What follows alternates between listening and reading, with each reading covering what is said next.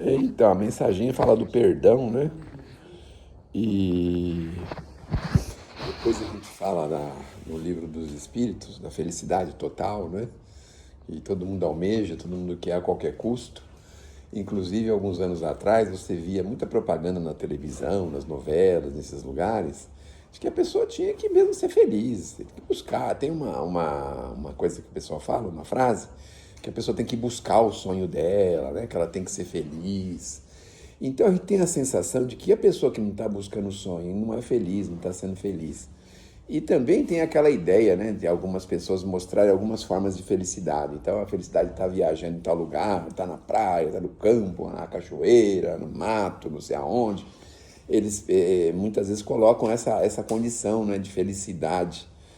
E aí você vê algumas pessoas que vivem uma vida muito apertada, muito estreita, um drama familiar, alguma coisa, e que nunca na vida deles fizeram qualquer viagem assim de longo alcance, nem fora do estado muitas vezes, nem muito menos fora do país, não é? Então essas pessoas não são felizes, então aí você vai pensando em outras direções dessa tal felicidade que precisa ser conseguida a qualquer preço, mas a felicidade conseguida a qualquer preço também se esbarra numa linha muito estreita que é o orgulho, o egoísmo, né? O egoísmo da pessoa fala, não, eu tenho que ser feliz, o problema é seu, né? Quer dizer, você que se vire para lá, cada um com seus problemas. Então, eu penso que nós estamos errados nessa fórmula e que essa pregação de que nós temos que ser felizes a qualquer preço também é uma fórmula errada, porque a gente tem as nossas condições. Aí veio a OMS falar da felicidade associada à saúde, e a OMS fala que a saúde é o bem-estar físico, social, não é, da pessoa. A doutrina espírita já vem e fala um pouquinho diferente, não é? Quer dizer, é a nossa integração com as leis de Deus. Veja, um conceito de saúde, não é? Eu digo, até saúde emocional, vamos dizer assim, que é a felicidade, né? A saúde emocional, porque uma pessoa feliz tem saúde emocional, não é? Não tem nada assim que o constranja, Então, tem a felicidade, tem essa saúde emocional, mas a doutrina espírita fala que é essa harmonia com as leis de Deus. E aí, se a gente avaliar um pouquinho nossa conduta, olhar bem no espelho, olhar o que a gente faz direitinho, a gente vai perceber que nós temos desvios dessa harmonia, diversos desvios. E quais são esses desvios?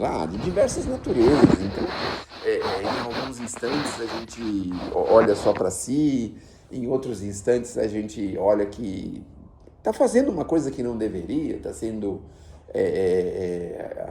demasiadamente orgulhoso, demasiadamente egoísta, nessa direção. Então, essa harmonia é uma coisa assim que deve ser buscada. Aí você vê, por exemplo, essas pessoas, por exemplo, que estão no meio público aí, que estão trabalhando no meio público, né? Estão em harmonia com as leis, porque na verdade, quando a gente está em desarmonia com a lei, nós estamos plantando uma infelicidade para o futuro. Então é por isso que nós estamos no planeta de prova e expiação, porque certamente nós vivemos uma desarmonia que nós criamos para nós mesmos em algum momento, em alguma era, em algum instante, e hoje estamos aqui acertando essas desarmonias. Mas pela nossa imperfeição, o que acontece? A gente acerta uma desarmonia e cria outra. O André Luiz fala com todas as letras, um percentual enorme de pessoas que saem da Terra ainda mais comprometido do que quando chegou. Então a Terra é muito sedutora, a gente muitas vezes entra aí em armadilhas, não é? Verdadeiras armadilhas, a gente cai por questões pessoais, por desequilíbrio pessoal, mas que o objetivo mesmo é a gente buscar essa harmonia, é isso que vai dar para a gente toda a felicidade que nós pretendemos, inclusive a saúde, né? Emocional, que é a saúde emocional. A pessoa que está com essa saúde, está com esse vigor, ela lida com os problemas de uma forma bastante tranquila. Tem uma passagem do Evangelho que foi relatada, se eu não me engano, pelo Humberto de Campos, eu deve estar no Boa Nova essa passagem, que vai lá o Cirineu. Quem era esse Cirineu? Ele vai lá para procurar uma ajuda para a filha, para procurar Jesus, para Jesus ajudar a filha dele. Só que ele chega lá, vê aquela confusão, Jesus crucificado, na Via Cruz, carregando uma cruz terrível. Ele falou, meu Deus do céu, agora lascou tudo. Porque agora, como é que eu vou pedir para Jesus alguma coisa? Não pode nem chegar perto dele. Mas nada, nem mais, nem menos, o soldado, obviamente inspirado, mandou o próprio Cirineu ajudar Jesus a carregar a cruz. Todo mundo sabe dessa passagem, óbvio, né? Quando o Cirineu teve a chance de se aproximar de Jesus, olha só, o que ele pede para Jesus? Jesus, a minha filha. Fala assim para Jesus. E Jesus está ali, né? Exaurido, né? Ele pega um pouquinho, carrega um pouco da cruz e tal. Quando ele vai retomar, Jesus vai retomar a cruz, Jesus fala para ele, pode ir tranquilo que sua filha já está bem. Pegou a cruz e continuou. O que significou isso para a gente? Que Jesus estava pouco se lixando com aquilo, que ele não estava incomodado emocionalmente com aquela crucificação, que ele não estava nem ligando para aquilo, ele estava equilibrado emocionalmente, porque ele conseguiu pensar na filha do homem e conseguiu mandar para ela uma possibilidade maior, vamos dizer assim, não é?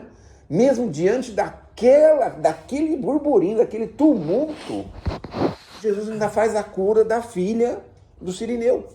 Imaginem só. Então, a saúde emocional, Jesus estava com a plena saúde emocional naquele instante, quer dizer, estava ali caído, cansado, cheio de coisas, mas emocionalmente estava em pleno equilíbrio. Então vejam a gente se desequilibra e com o desequilíbrio é uma fonte infinita de problemas, né? De dificuldades que a gente pode viver. Então a ideia básica é isso, é buscar essa harmonia com as leis. A gente fala isso com um pouco de pesar, porque certamente eu também preciso buscar, e todo mundo precisa buscar, em algum instante, essa harmonia. Sabe, tem algumas frases de Jesus que explicam pra gente assim, Senhor, seja feita a tua vontade. Não tem uma coisa assim de Jesus? Que a gente não raras vezes quer ir contra a vontade de Deus, né? Basta ter uma pessoa querida lá no hospital, falar, Deus, aqui é o seguinte, é cura ou cura, não tem a sua vontade não. Aqui, né? A vontade aqui é nossa, não é sua não. Não é isso? Quando a gente vê, está diante de um problema, de um perigo, é a nossa vontade que tem que prevalecer, não são as leis que vão prevalecer. A nossa vontade que tem que prevalecer.